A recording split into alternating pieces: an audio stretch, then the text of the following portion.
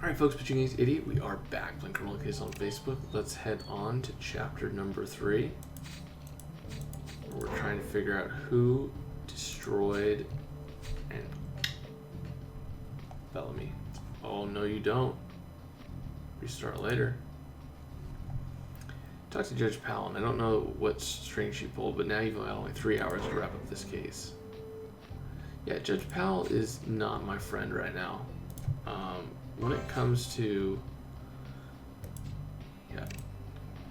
judges, she may be the most attractive, but she's on my least favorite judge at this point. She does horrible sentencing, and now she's restricting us. It's like, excuse me.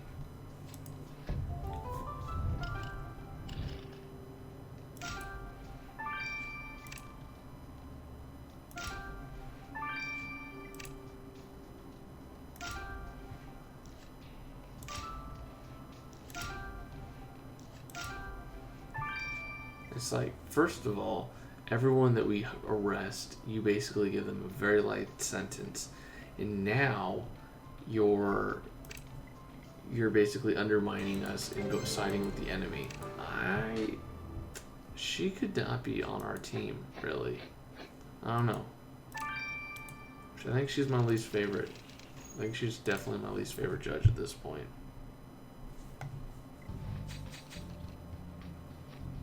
Ace, this anonymous letter was addressed to our victim. The letter says, Barb, if you don't leave, you'll die. Well, it's covered in some kind of powder. Vacuuming up a sample might tell us who sent this. And is that a stress ball with the victim's face printed on it? Someone clearly needed to release some pent-up anger against Bellamy. Let's get some fingerprints from the ball and find out who it was. Whose broken trophy is this? Let's reassemble it. With such limited time, we need every clue we can get.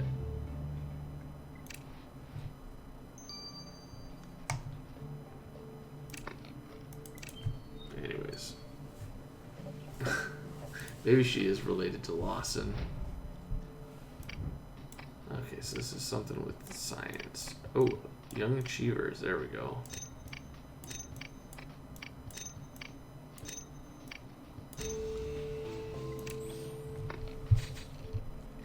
Well, that trophy belongs to Emil Fuller. It's from MIT. That's like the topmost science college. Pretty impressive. There's no way Emilio would have broken this. Let's get him to explain.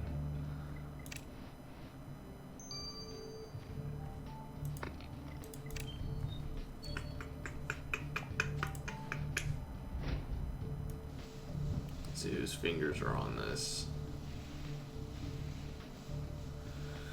Should have done like a fidget spinner. But it's not as mean as a stress ball. Let's get it to the lab.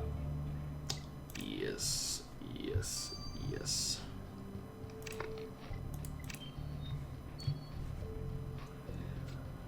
I wonder what this stuff is. It's kind of a weird combination of stuff, I think.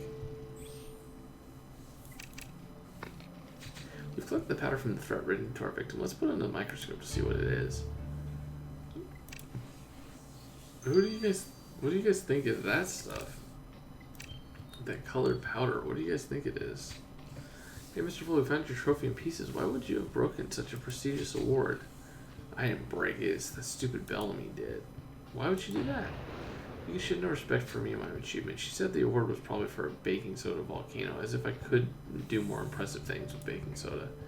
She acted like I wasn't a top scientist from a prestigious university. She'd see me drinking orange juice and say, hey kid, how's your juice box?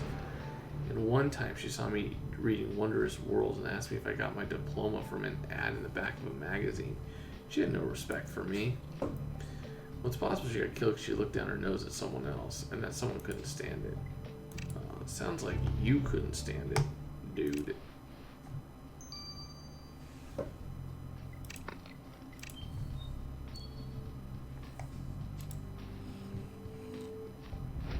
Alright, what do we have here?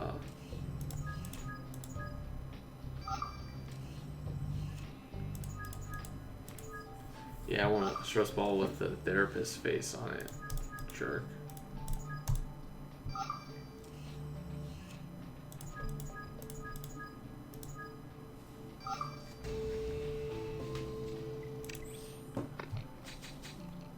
Hey, so the powder on the threatening letter was fertilizer. Wait, does this mean that the letter was sent by Wendy Stokes? But she's a botanist. She's got her hands on fertilizer all day. Wendy said she was madly in love with the victim. Why would she have sent her a death threat? You're right, we must talk to her. Of course, it's always a lover's quarrel.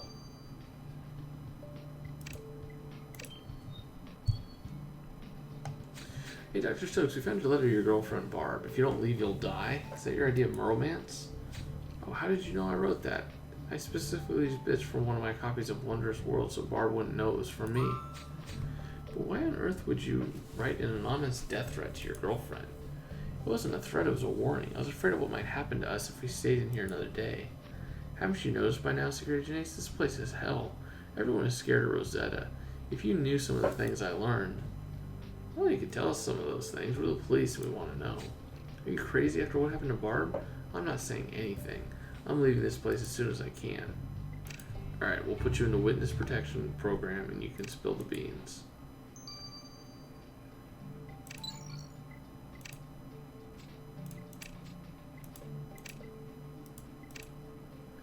You know, Ace, I can't say I've ever seen a clue that was a stress ball with the victim's face print on it. I had joked with Rupert that I get stress ball like hit this with his face print on it because he really drove me nuts sometimes. But I wish he was still here to argue with me. Tear. So do we, Amir. Anyway, you're here for the results. The fingerprints on the stress ball are Philip Hoover's. Ah, so the stress ball is Hoover's. I guess that makes sense. The man is anxiety personified at this point. But did his stress lead him to murder? You're right, Ace. The sooner we find out, the better. Let's question Hoover. Hoover is not going to be happy. What's up, Kian? Hey, Kian. What compelled you to make a stress ball with Bellamy's face printed on it? Well, Bellamy was absolutely useless and always in the way. It was infuriating. She was supposed to make my work easier by keeping people out of my lab. Instead, she kept coming in.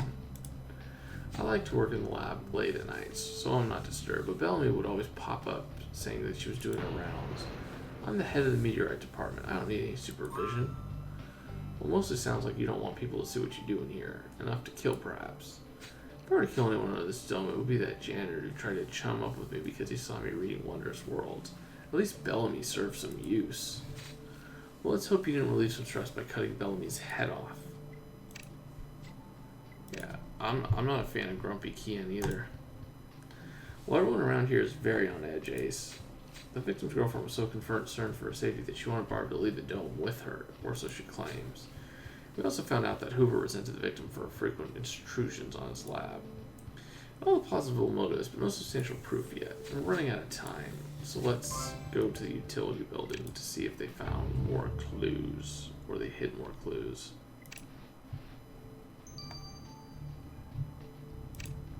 Well, Kian edits these videos, so I don't know if he actually watches them. I think he does.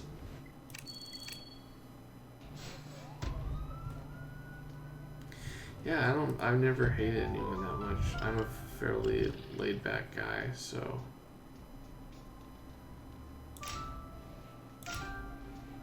Whoa, there's burning trash. That's interesting.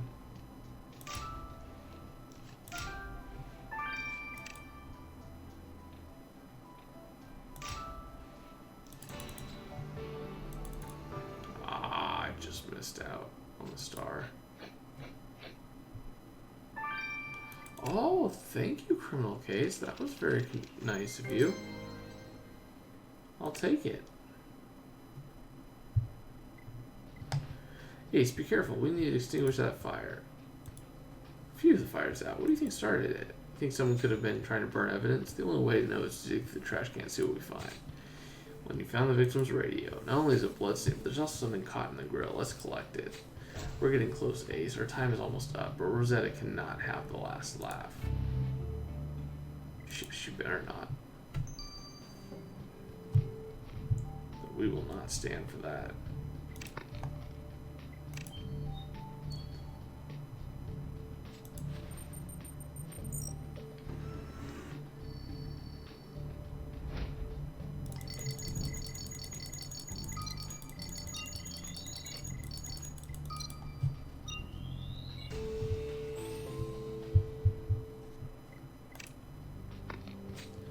Let's go to the fiber sand we collected from the victim's radio to a mirror.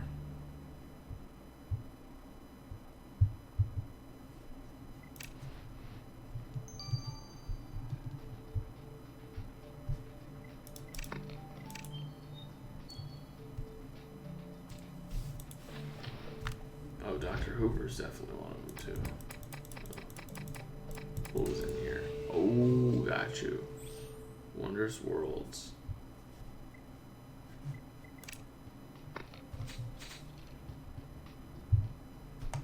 Ace, the burning trash can contains a copy of Wondrous Worlds.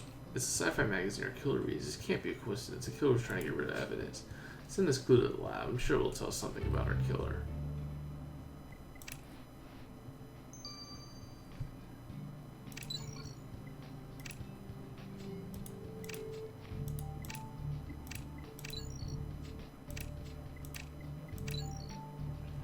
Amir, we need to find Bellamy's murder before Rosetta's deadline, or she'll press charges against Jones. What can you tell us about the fiber sample we found on his receiver? Her receiver. Fibers got caught in the receiver when a killer held Bellamy down to cut off her head. And they're the type of silk thread commonly used for necktie liners, not the necktie fabric itself. So while I can't tell you what color it is, your killer definitely wears a necktie. So we'll have the killer by the scruff of their neck in no time. Oh, snap. You know what that means it is. I'm pretty sure that means it's Emilio. Pretty sure. So Amir, did you discover anything about our killer from their burned magazine? Looks like the killer's penchant for science fiction has helped him. Has done him in. The edges of the page have found a mixture of rubbing alcohol and glycerin ingredients commonly found in mixtures for cleaning glass. Your killer has a substance on the fingers as they turn the pages of the magazine, so they definitely wear glasses. Alright, Ace, our killer may wear glasses, but they won't see you coming.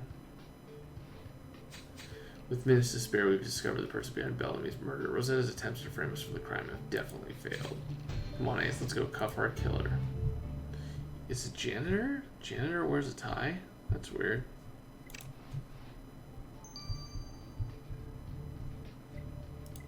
Does he really? Yeah, he does. So it's not Kian.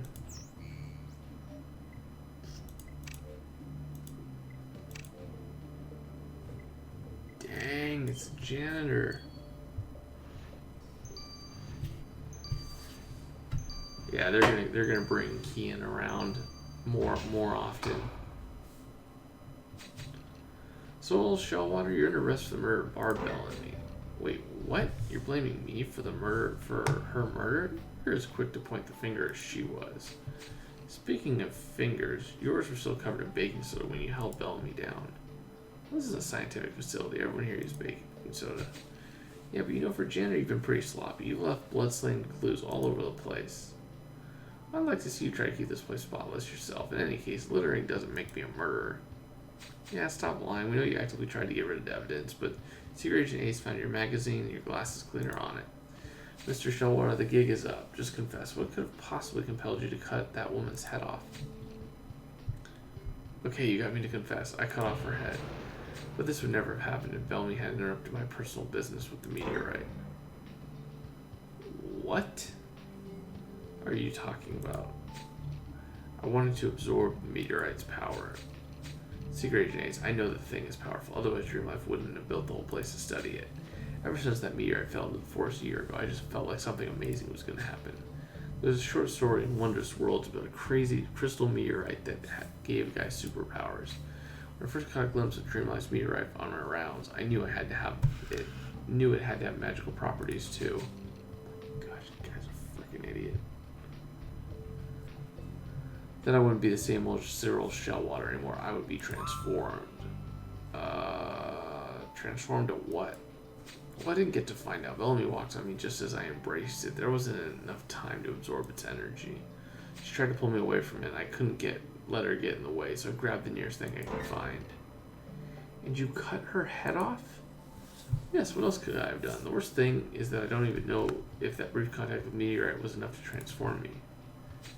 Okay, Mr. Shellwater, I think it's safe to say that the worst thing is the murder you committed. You're under arrest.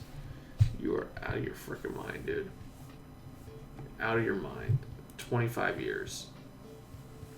Guilty, Your Honor. I take full responsibility, but I'll warn you, don't be surprised when I transform and zap myself out of jail. We're not the first person to crack into the oppressive atmosphere of the dome. Oh, you're getting better, pal. You're getting better. With mandatory psychological counseling, 20 years. I'll be out of there in no time. You'll see the meteorite will save me. Well, as for Officer Jones' possible involvement in the murder, this corporate hereby clears him of all charges. Dream Life's application to suspend him from active duty is dismissed. All rise. Well, Ace, this was a difficult investigation under a lot of pressure, but you pulled through. I'm extremely proud of you. Rosetta tried our patience and our abilities, but you rose to the occasion. Well, it's definitely not the last time Rosetta's going to play dirty in order to keep us out of the dome. Which is why I want you to go back to the dome and finally have a good look at that meteorite, Ace. I'm counting on you. Nice. Let's go. Let's go. Let's go. Let's do it. Let's do it. Let's do it. Alright, guys. I'll see you guys in the additional investigation by Pitching Case 88. Over and out.